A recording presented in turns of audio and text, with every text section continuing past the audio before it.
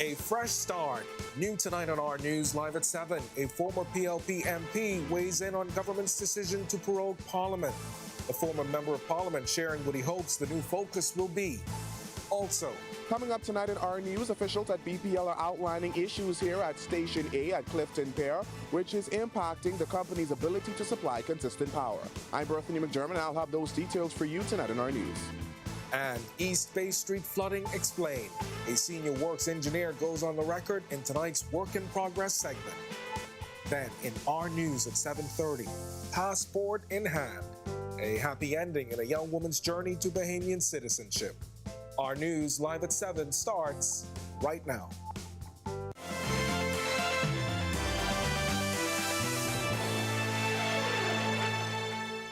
Welcome to Our News live at 7. Thanks for joining us tonight. I'm Kendino Knowles. A former PLP Member of Parliament is weighing in on the Davis administration's decision to prorogue Parliament.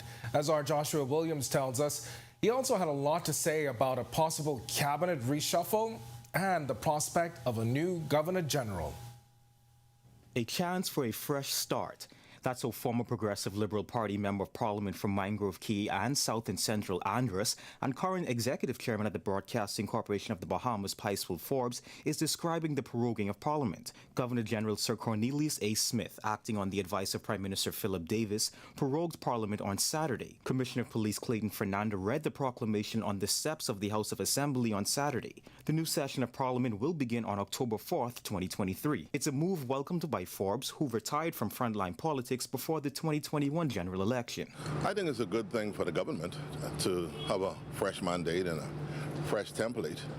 The government has done much in the past, just about 2 years since being elected, but also gives a time for assessment. The halt in proceedings gives way for the start of a new legislative agenda once Parliament reconvenes. Forbes sharing some of the things he hopes they will focus on. There's some things I would like to see, especially in Family Islands, with infrastructure improvement and basic telecommunications, for example, and also these banks being returned to these Family Island communities and medical facilities being improved. So for me, I'm excited about the prospect. I'm hoping that today would be a good opportunity. This would be a great opportunity, for the government. There's also speculation of a possible cabinet shakeup. The former MP says he believes the Prime Minister will make the right decisions. I think there would be some shakeup, I presume, but I think it's going to narrow to the wider benefit of the Bahamian public. And I think during this period right here, I think the Prime Minister will call members in. He'll have his advisors say to him what needs to happen. And should the country see a new Governor General, Forbes shares his front runners. Consideration should have been given to people like the Honorable Philip Bethel, Father James Mutri, Ruby and Cooper Darling, along with Mother Pratt and also Bishop Ellis. So all of them, I have my own bias. Reporting for Our News, I'm Joshua Williams. All right, thanks a lot for that, Josh. The former Andros MP is the only resident, or is not the only resident, to weigh in on the issue. Our Joshua Williams, he also spoke to residents about their take on this weekend surprise move. The story is coming up in Our News at 7:30.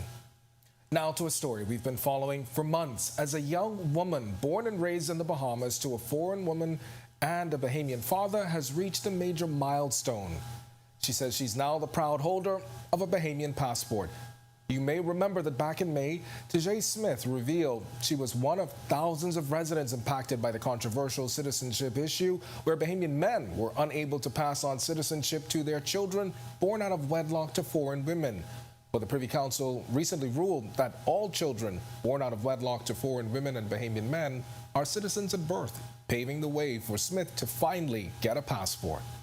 What's the first thing you gotta do now that you have your passport? What do you want to do? First thing I want to do is get my driver's license. I don't have to depend on I don't depend on nobody. I don't depend on my stepmommy, no offense. But I could finally get a driver's license. I can start saving more, get a bank account. Smith, who spoke with our Talia Hall, says she's got a new lease on life. It's very hard without a bank account, and being a 21-year-old who wants to save and invest in other things and not able to have a job, even when you want little supplies like, feminine products, it's very hard saving. But now that I have a passport, I could open a bank account, and I finally have my NIB also. All right, now Smith had much more to share on her journey, and so did her brother, who you're looking at right there. He also faced similar challenges. Our Talia Hall, she has the full story coming up in Our News at 7:30. A 32-year-old man accused of pulling a gun on his soon-to-be ex-wife, threatening to kill her and abusing their 2-year-old daughter, was granted $7,000 bail today. The man, whose name is being withheld to protect the victims, pleaded not guilty to charges of assault with a deadly weapon, threats of death, and cruelty to children at his arraignment. The incident allegedly took place on a family island on August 9th. As a condition of bail, the judge ordered the man must leave the marital home and is forbidden from coming within 300 feet of his wife. He is also to have supervised visits with his daughter if social services permits. His trial is set for October 23rd. And now to another story that's got consumers on edge this summer, as members of the media got a first-hand look at Bahamas Power and Light's Station A power plant in Clifton Pier. Bethany McDermott was there as officials highlighted some of the major challenges at the plant and tells us that officials are reporting $3 million is needed to bring the plant up to standard. Bahamas Power and Light officials outlining multiple issues at the Station A power plant at Clifton Pier, which officials admit impacts the power company's ability to supply reliable power to consumers. Prior to January 2023, the plant was managed by Wärtsilä, and according to Energy and Supply Director Anthony Christie, the agreement stipulated the plant was to be returned to BPL in the same conditions when handed over to Wärtsilä, but he claims that didn't happen. We did not encounter that. So since then, we've been focusing on correcting a lot of these issues in order to get it in a better state. The Energy and Supply Director predicts ongoing maintenance of the plant will run the power company into just under $3 million. Christie claims one of the issues was the basement floor was filled with oil and water in many areas and the pumping systems were not working. This forced officials to clean the area to make it safe for staffers. Then the focus was placed on systems that weren't working. Due to the demand at the time, a lot of the scheduled maintenance was delayed, okay? And that impacted us completing a lot of the maintenance on time. In his professional opinion, Christie says a new building should have been constructed to house the new Wärtsilä engines along with new equipment to keep them going. Maintenance was Wärtsilä's responsibility at the time, but as Christie alleges, the services were not completed. When BPL sought to service the generators once they assumed responsibility for the plant, they ran into these challenges. We would have found bolts that snap or break. We've had more wear or tear on certain components in the crankcase, etc., that needed proper analysis in order to understand the root cause. Now officials say the issue at this power station, coupled with the higher summer demand, made the pressure of supplying consistent power to consumers a bit more difficult. I think the demand may have put more pressure on us, okay? Again, the time to be ready for summer we've had in July, the highest peak we've ever recorded. We anticipate normally to have peaks in August, September. We saw that a bit earlier. So when we have that happen, and again, we may have issues unplanned happen, then that impacts us. Reporting for Our News, I'm Bethany McDermott. All right, and hopefully those challenges can get sorted out soon, especially with the potential for load shedding to continue this summer. Thanks for that, Bethany. Speaking of summer, scorching temperatures not letting up as expected, plus the hurricane season approaching its peak. Joining us now with your first look at weather is meteorologist Craig Thompson. He's standing by in the Weather Center. Craig? Yeah, thanks, Gideon, and a happy Monday evening, everybody. Yeah, of course, the hurricane season is starting to approach its peak, and as you mentioned, we are expecting not too much in terms of any significant systems out there. We do have a couple of tropical waves. We'll talk about that in a short while, but yeah, it's still not quite there. We got some new numbers from Phil Klotz back from Colorado State. His numbers are out, and it still looks to be just above average. Outside our studios right now, we are at 86 degrees under cloudy skies. We do have some showers nearby. The winds out of the east-northeast at 12 miles per hour, so you got a little bit of a breeze out there. It's making it feel pretty still humid, so temperatures feels like 95 degrees on the outside. Around the islands tonight, it's 87 in Freeport, 87 in Marsh, Abaco, and in Great Harbor Key. We pick up 88 in Alistown, Bimini. Over in Nicholstown, Andros, and in Governors Harbor, you guys are 86. Governors Harbor, you guys have some showers nearby and some thunderstorms. Central Bahamas, 86 is, well, actually 86 in Kemps Bay. We pick up 85s. Arthurstown, Cat Island, Georgetown, Deadman's Key. Coburn Town, San Salvador, 84, and into the southeast Bahamas. 86 in Duncantown, Ragged Island, Colonel Hill, Cricket Island, and in Abrahams Bay. Delectable Bay, 85. Our neighbors to the southeast, Turks and Caicos Islands, 88. Deep south, Matthewtown, you round out our temperature profile at 87. Satellite and radar composites showing the first disturbance that moved through us the weekend that gave us some good downpours. It's now in the Gulf of Mexico that's producing some showers across the Florida area. But we are tracking another surface trough across central Bahamas. Showers and thunderstorms associated with that will continue to spread across that area, and some of that making it into the northwest Bahamas. Eventually, most of this activity will move through us by tomorrow, and high pressure will build in behind that. So we're looking at some dry conditions for the end of the week, and then another system should get near by the weekend. That's your first look at weather. Stick with us. Look at your extended forecast is still to come. We are just getting started in our news tonight, but when we come back, exactly what led to recent extreme flooding on East Bay Street? Find out in tonight's Work in Progress segment. But first, why the education minister says when it comes to learning, we cannot go back. And with back to school right around the corner, dentists reminding parents it's time to get your kids into practicing good oral hygiene. When Our News returns.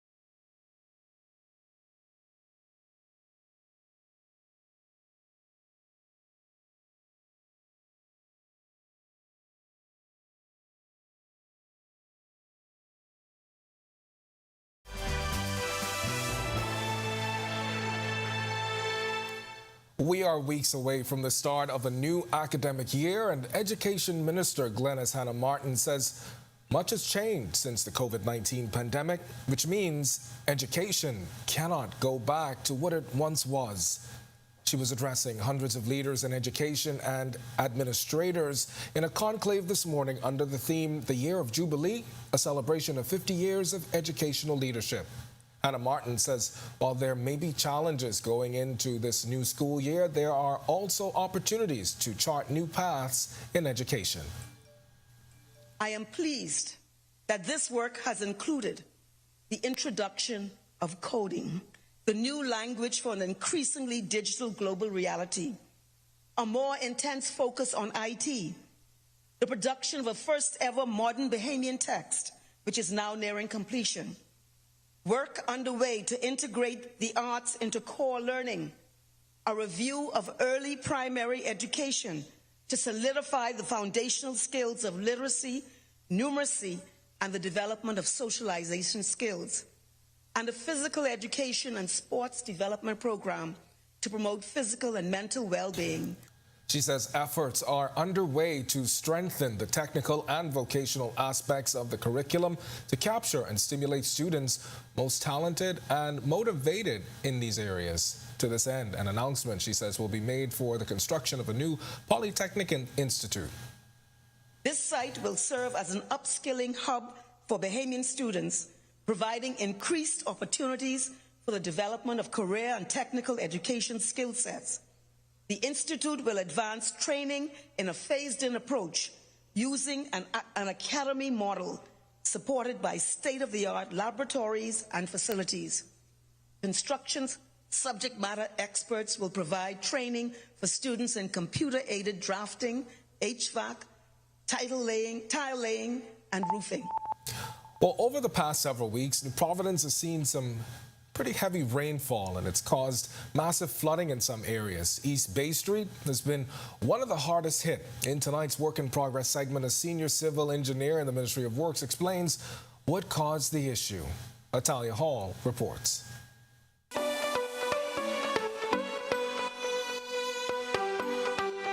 While New Providence Providence is no stranger to flooding after heavy rainfall. The East Bay Street area had extreme flooding. Senior engineer in the Ministry of Works, Francis Clark, says a survey was conducted recently to find out what caused the issue. Because we suspected that there may be a clog inside one of the culverts. Clark says the flooding was due to debris buildup. However, the contractor has promised us that they will carry out some maintenance and clear out that clog. The civil engineer also revealing the Ministry of Works has been in continuous contact with the contractor. And for people whose vehicles were damaged by the flooding, should a motorist have some sort of damage as a result of a pothole or any type of flooding, they can make that claim to the Ministry of Works by writing the Permanent Secretary of the Ministry of Works. Once we receive that from our legal counsel, we will carry out the investigation. Reporting for Work in Progress for Our News, I'm Natalia Hall. When our news comes back from the break, we turn our spotlight to stories making headlines across the world as Hawaii's governor says Maui is bracing for a significant rise in the death toll following deadly wildfires. Plus, if you've got Toll House chocolate chip cookie dough in your freezers, you may want to check the packaging following a mass recall. Add the sexual abuse claims rocking the Miss Universe pageant. Find out the two countries now out of the competition when Our News returns.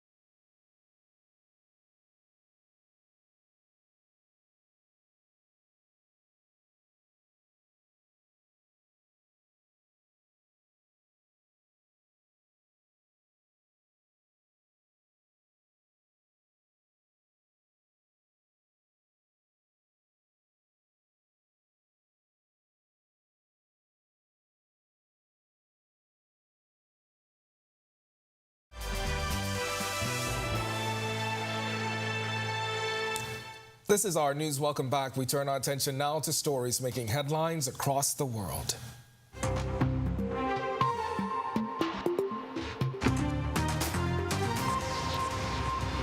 Hawaii's governor warning today that scores more people could be found dead following those wildfires on Maui.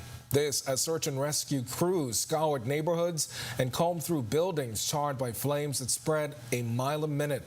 The blazes, which consume most of the historic town of Lahaina, are already the deadliest in the U.S. in more than a century, with a total of at least 96 people dead. Hawaii Governor Josh Green. The response has been comprehensive in the last several days.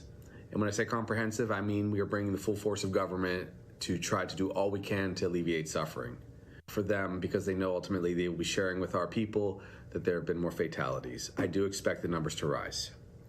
We will build back together. We will find out what we could have done to prevent such loss of life to the best of our ability.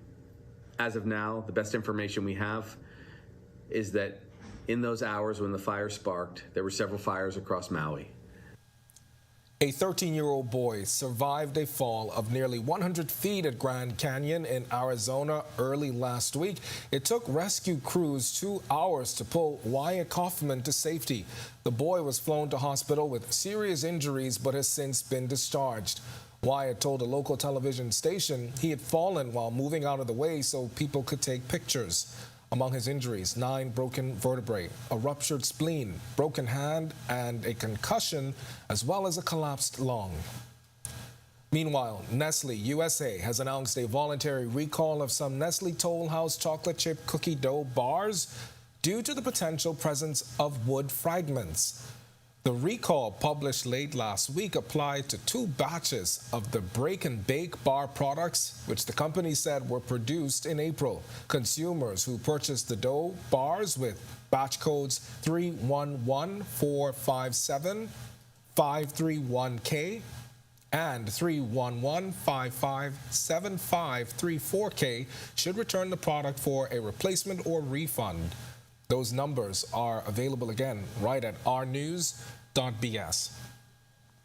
Amazon staff in the United States warned in an email to return to the office after their attendance was tracked. Some employees were told they were not currently meeting expectation of joining their colleagues in the office at least 3 days a week.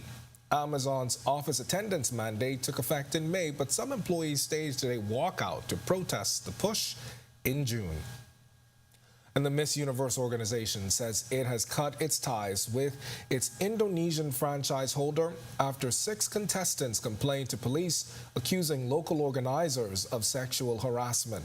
5 of the contestants said they were photographed topless. The New York-based Miss Universe organization announcing the news in a statement late Saturday, saying it would be canceling this year's Miss Universe Malaysia as well, since the Indonesian franchise also holds the license for that pageant. And now to the region, as Guyanese Health Minister Dr. Frank Anthony has confirmed that 2 children, including a 9-year-old child, have died after being infected with dengue. He said the children had been receiving treatment at the intensive care unit at Georgetown Public Hospital. Official figures show an estimated 3,453 people have been infected so far this year, with more than 2,000 cases still active. And finally, a human rights group urging the international community today to intervene quickly to end spiraling violence by gangs in Haiti. Human Rights Watch detailed brutal rapes and killings in the capital, Port-au-Prince. The call comes as Haiti awaits a response from the UN Security Council on its request in October for the immediate deployment of an international armed force to fight the surge in violence. The U.S. said earlier this month it would introduce the resolution authorizing Kenya to lead a multinational police force, with the Bahamas and Jamaica pledging to send troops. However, no timeline has been given. There are thieves. We can't sleep, we can't eat, we can't even live. We didn't create the gangs. They need to realize it. We demand an intervention in Carrefour-Fouillé because we want to go back to our homes. Our children have been shot. They can't get surgery. We have patients in hospitals who can't get surgery because of money. We are asking for help. We are asking for an intervention. We are asking for tanks. Still to come in our news today in history, find out interesting facts about the day that was August 14th. Then in our news at 7:30, residents reacting after Parliament is paroled. Find out why some say they are concerned about accountability. Plus, an Our News exclusive. We'll tell you the story of a young woman whose journey to citizenship ended with passport in hand, when Our News returns. If new, Heineken Silver was a riveting Viking soccer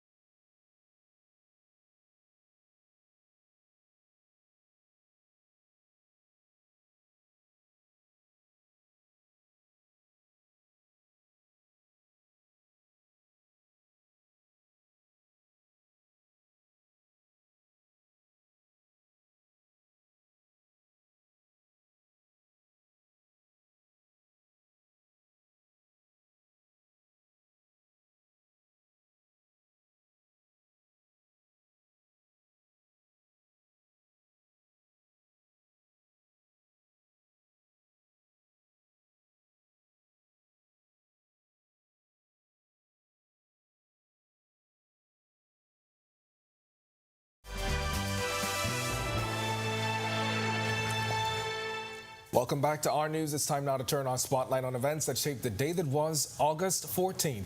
Take a look.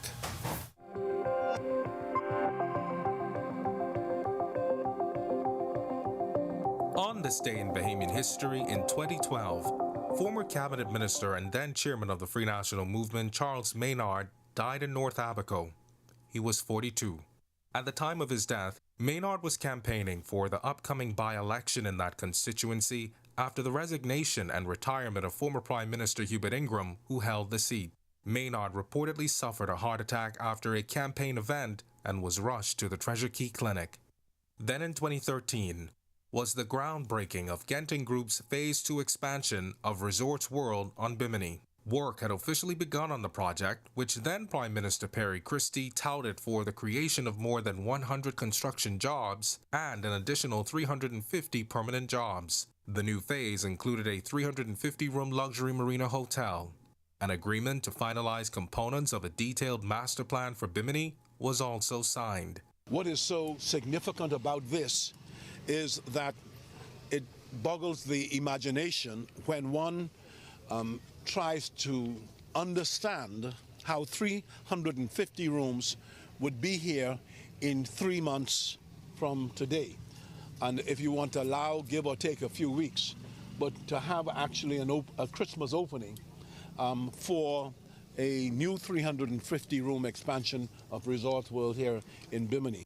Then August 14th, 2018, it was revealed the entire Bahamas Power and Light Board had been dismissed. Then Union President Paul Maynard confirmed the firings to Our News after a meeting with senior officials. It was later reported the board was fired after then Minister of Works Desmond Bannister claimed board members had clashed on almost every critical issue, which was at a great cost to the power company. The board was chaired by Darnell Osborne at the time, who along with 2 other ousted directors went on to sue BPL and the government for unfair and wrongful dismissal. In July 2022, it was announced government agreed to settle the case. 2 years later, in 2020, there were 1,119 confirmed cases of COVID-19. Health officials reported there were 946 active cases at the time, with 138 recovered. There were also 17 total deaths, while 8 others were still under investigation. And finally, in 2021, was news of a 7.2 magnitude earthquake in Haiti that struck 120 kilometers west of the capital Port-au-Prince. Over 2,200 people were killed in the disaster and more than 12,000 injured. Widespread tsunami warnings were issued throughout the Caribbean, with waves of up to 3 to 10 feet high initially expected. The tsunami warnings were later rescinded.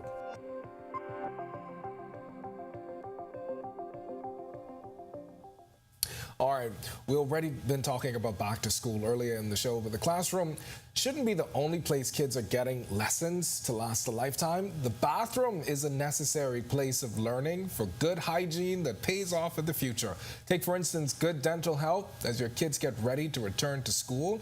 Dr. Christy Bowe of My First Dental says now is a good time to teach good dental practices and proper oral hygiene. As young, we build habits. We want them to have good dentition, good teeth, to be able to chew their food, to be able to speak, to be able to, communicate. We want them to know the importance of making sure your teeth are clean, making sure you're eating the right things, because good habits start young. The older we get, we do lose baby teeth, but the older we get, we don't lose our teeth when we get older. So we want them to make sure that they have a good foundation for the future. And it's not just about the kids. Adults have an important role to play in ensuring kids keep up. We're controlling the sugary things we're eating and we're drinking, making sure that we're taking off the bacteria so things don't develop, because a lot of diseases do develop in the mouth and people do not know that. So that first signs of diabetes can be seen in the mouth, first signs of speech impairments, first signs of a lot of diseases can be seen first in the oral cavity. So we want them to start early to make sure that they prevent a lot of diseases from developing. All right, and if you want to watch that again and for all of today's top stories, you can visit ournews.bs. That's going to do it for us in News at 7. Joining us now is Italia Hall. She's got the latest headlines, and I'm wondering, Italia, are you making? Yes. I'm starting that practice from now. You know, at night, whenever he takes his bath, from now he's brushing those teeth. Yeah. I don't think he quite understands what's does he, like, happening. Push it away, or does he no, know he plays exactly? with it. He knows something is going on with the mouth, but I'm practicing that with him from now. So that good sounds tips. Good. Right? Good tips. All right, thanks so much, Ken. Well, coming up in 7:30, find out why some residents say they are concerned about accountability after the House's parole, plus a woman's journey to citizenship ends in an Our News exclusive. Here are your latest headlines. Mixed reactions first tonight on Our News Live at 7:30. Residents are split on the recent decision to prorogue Parliament. Plus, passport in hand, a new beginning for a young woman impacted by the recent controversial citizenship ruling. Also, why a women's advocate group is criticizing the passing of the Protection Against Violence bill, claiming no consultation, the Social Services Minister responds. Plus, meeting the demand, that confirmation coming from a BPL executive as he says, despite recent challenges, the company will meet the heightened demand this summer. Our News Live at 7:30 will be back in a moment.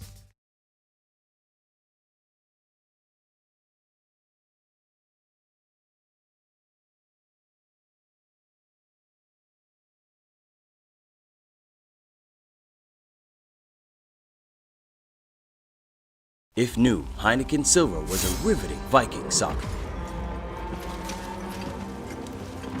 Lars the 12th, your family tortured my first wife and stole my second favorite goat. Now you want to marry my daughter.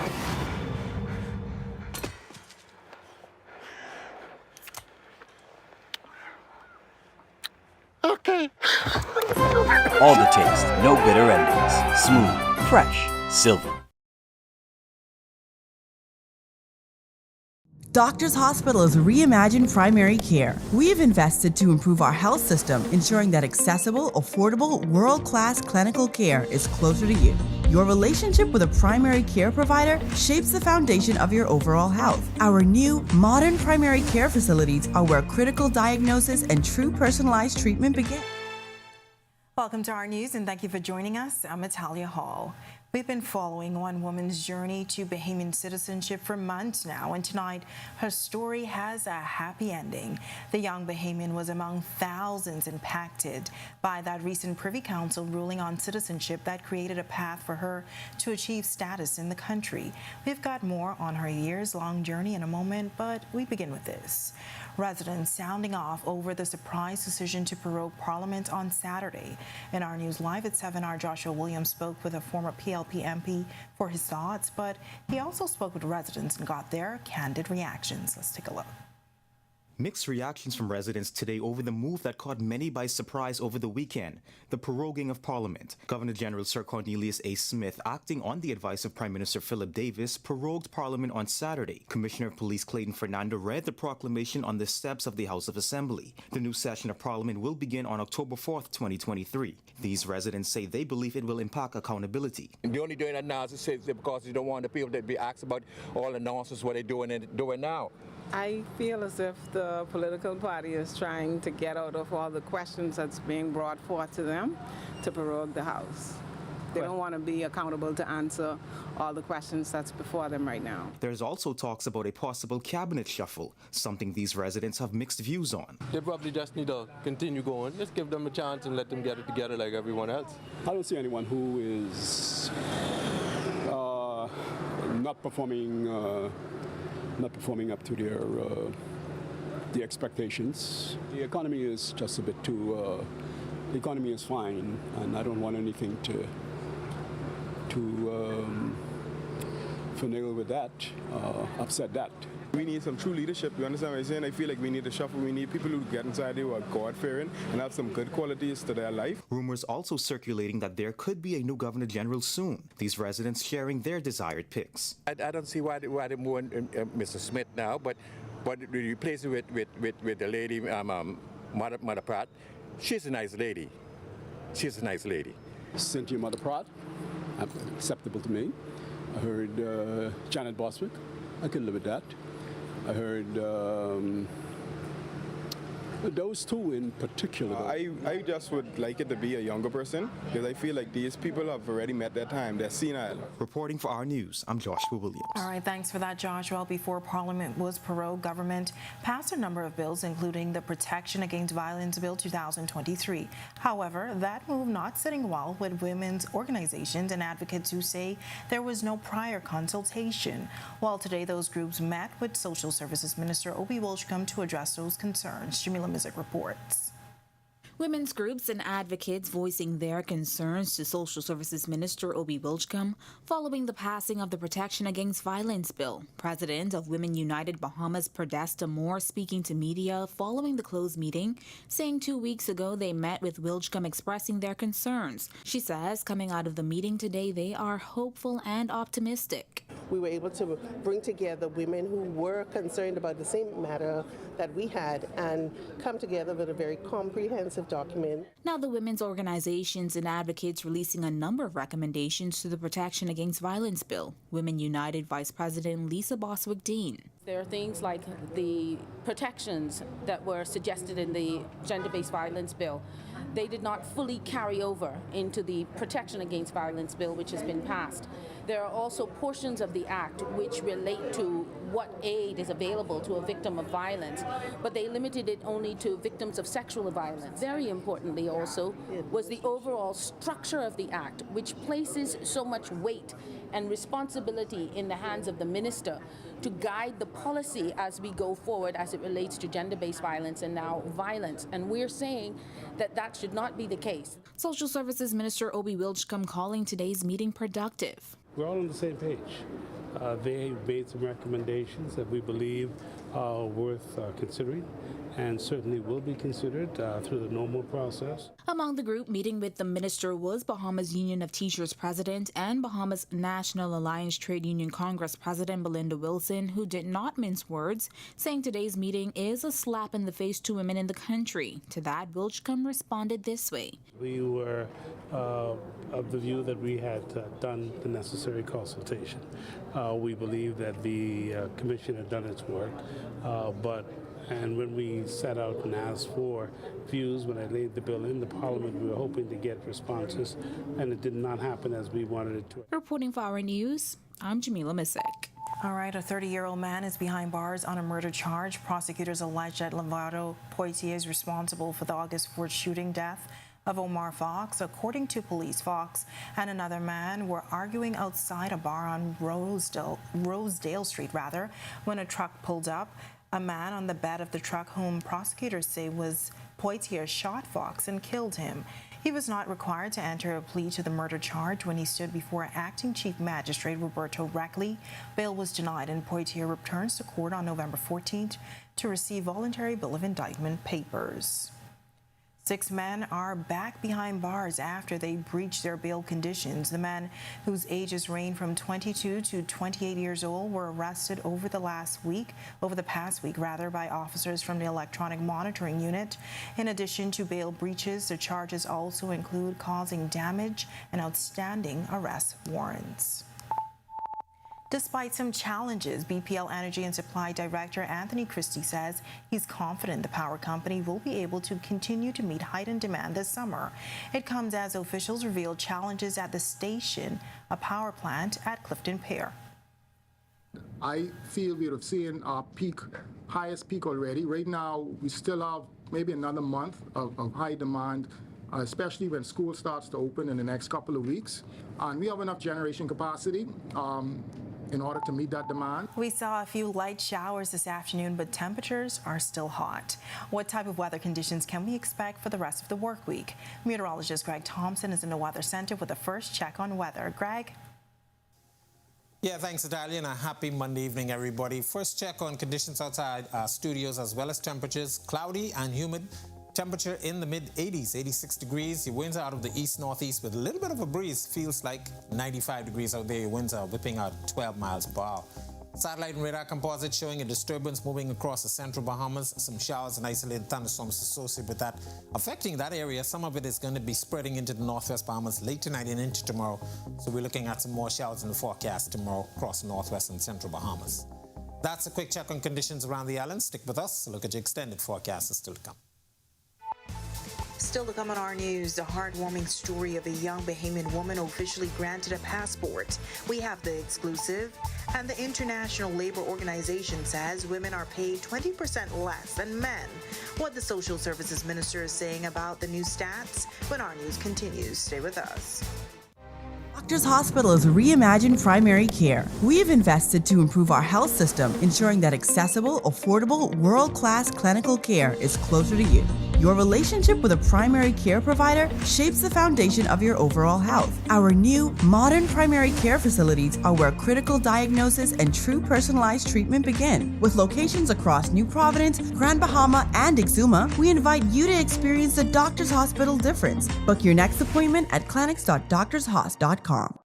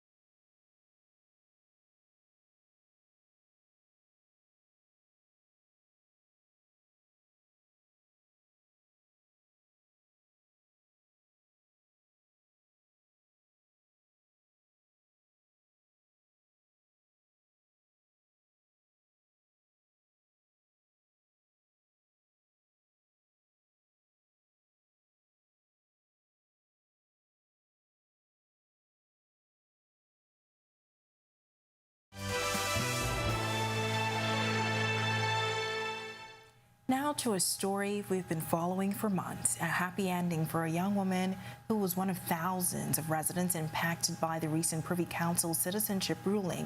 After years of back and forth over the issue, she's now a proud holder of a Bahamian passport.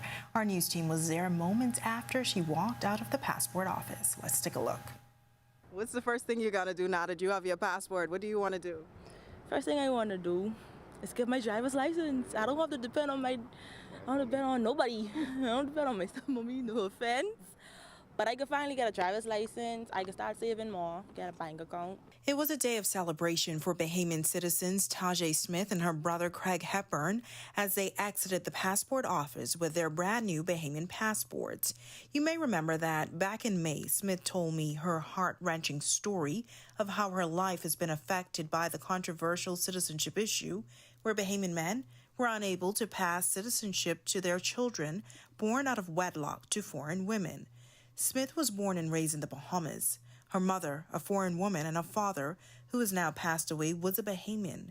But the Privy Council recently ruled that all children born out of wedlock to foreign women and Bahamian men are citizens at birth, paving the way for the siblings to finally get passports. The young woman says she feels like she now has a new lease on life. It's very hard without a bank account, and being a 21-year-old who wants to save and invest in other things and not able to have a job, even when you want little supplies like, feminine products, it's very hard saving.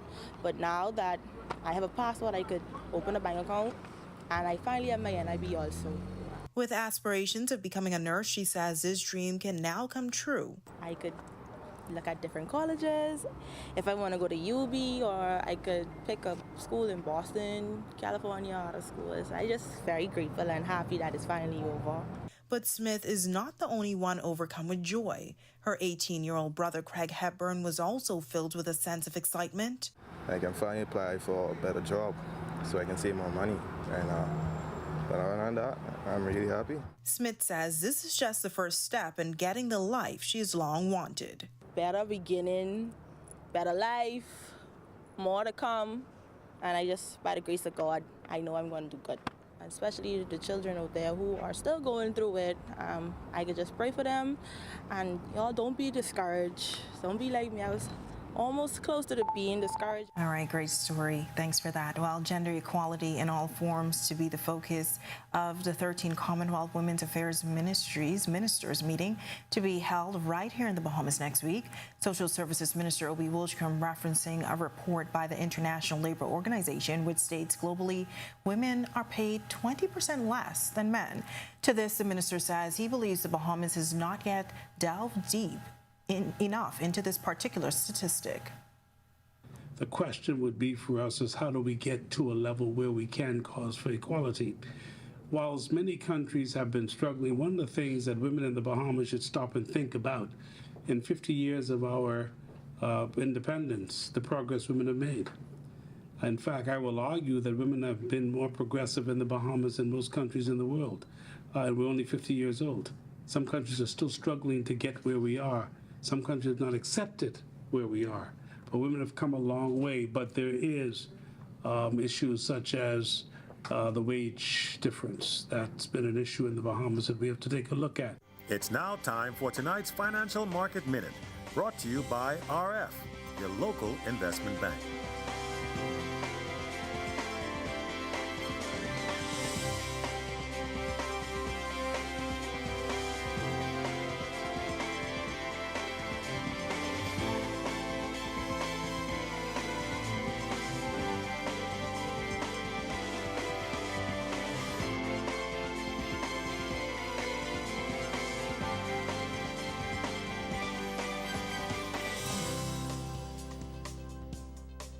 This has been your Financial Market Minute. To explore the best performing mutual funds in the Bahamas, visit our website at www.rfgroup.com. A coaching legend makes her homecoming, a Bahamian NFL player gets some snaps, and Bahamas basketball makes its Olympic push tonight. Don't go anywhere, our sports is coming up next. And nice weather conditions outside the Our News studios this evening. Wondering what we can expect for the rest of the work week? Greg is back in the Weather Center right after this quick break. Stay with us.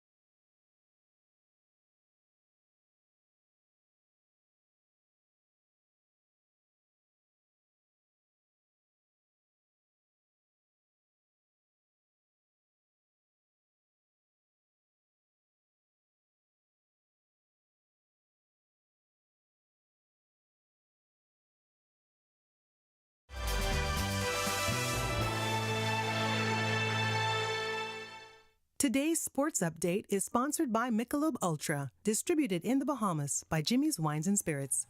This is our news. Welcome back. Coach Yolette McPhee-McEwen returns to my home, Grand Bahama, to give back, and Mike Strawn sees some preseason action. Here's Tage Adderley with a check on sports. Tage? Thanks, Italia. Bimini was great, but I'm glad to be back. Good evening, I'm Tage Adderley. It's a new week, same sports. Coach Yolette McPhee-McEwen has blazed the trail through college basketball, raising the Ole Miss Rebels from an also-ran to a powerhouse. She's back helping children in her community. Our Sasha Lightburn has more. I'm hoping to learn at least to dribble better because I don't dribble well. That's sixth grader Marcus Romer, one of over 60-plus attendees at the free basketball clinic put on by Grand Bahama's very own Coach Yolette McEwen at the Basil Nemore Court in Coral Gardens yesterday. The objective is to get some skill development, so it won't be playing no games. We're going to work on fundamentals. Because I think in order to play, you have to be able to dribble, pass, and shoot. Okay. That's what we're working on. That's the theme. And then just give back and provide some resources for them. And the location for the free clinic was not by coincidence. Coach Yo's father, Gladstone Moon McPhee, explains. For 2 years, she and I out here 5 o'clock in the morning, every morning,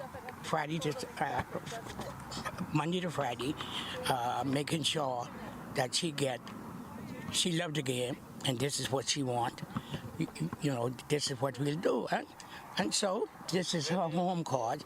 And when she called me and told me she's coming back, I had no doubt this is where she want to be. And as for why outreach is so important for Coach Yo? Because of how I was raised. You know, my dad and mom being pillars of the community. That's all I know is giving back and pouring into the community and providing hope. And I feel like people like myself, when we have a platform, we must not be selfish. We must give back. Reporting for our sports, I'm Sasha Lightborn. Thank you, Sasha. Great work in Grand Bahama by Coach Yo. Another Grand Bahama native, Mike Strawn, saw the field in NFL preseason action over the weekend. Mike Strawn of the Indianapolis Colts played in Saturday's 23-19 preseason loss to the Buffalo Bills. Playing one day before his birthday, Strawn had only one catch, but it was a spectacular 18-yard grab from quarterback Gardner Minshew over cornerback Christian Bedford. The Colts are back in action against the Bears this coming Saturday. Hopefully, Strawn could play in a couple more snaps. Before we leave, the Bahamas national basketball team plays their first game of the FIBA Olympic qualifying tournament tonight at 9 p.m. This is the best team our country's ever fielded, so you definitely want to find that game and root for Team Bahamas. Be sure to check back with us for the score and to check our socials for highlights. That'll do it for sports today. I'm Tage Adderley. A hot start to the work week. Temperatures are expected to remain in the 90s. Greg is back with more weather details when our news continues.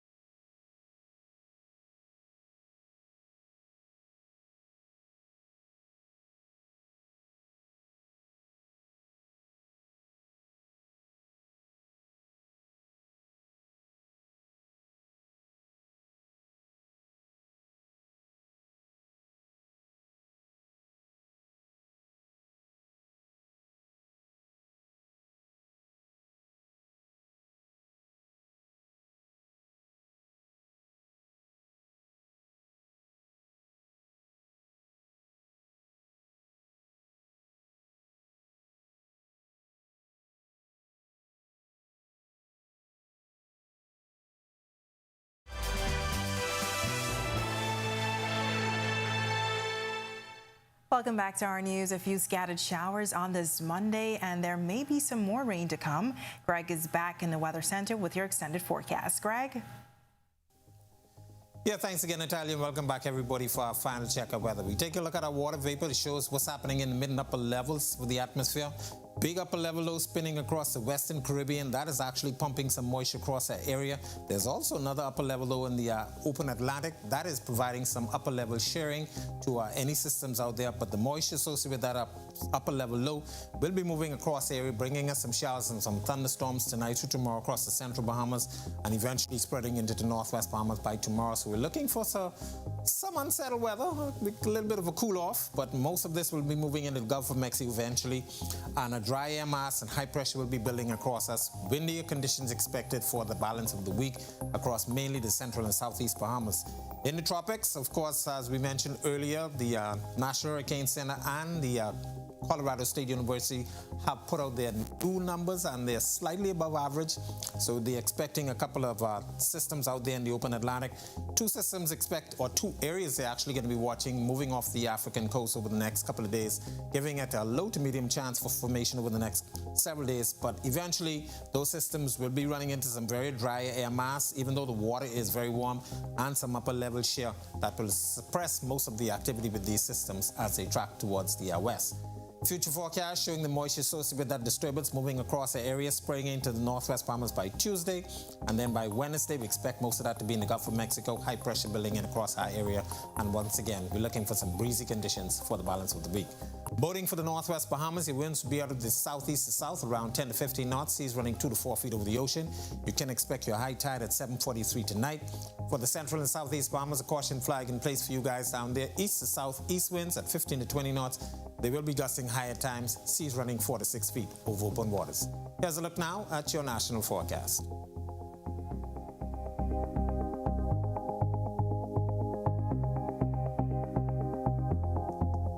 In your extended forecast, with that disturbance moving across the area, Tuesday we're looking for some showers, some residual showers hanging around on Wednesday. Clearing up on Thursday, then another system expected to move into the area by the weekend. So we're looking for some more showers by that time, and then early next week, conditions improving. That's a look at our weather. Make it a safe night, everybody. All right. Thanks so much, Greg, and thank you for joining us for our news tonight. On behalf of the entire team, I'm Natalia Hall. We'll see you tomorrow night. Have a great evening.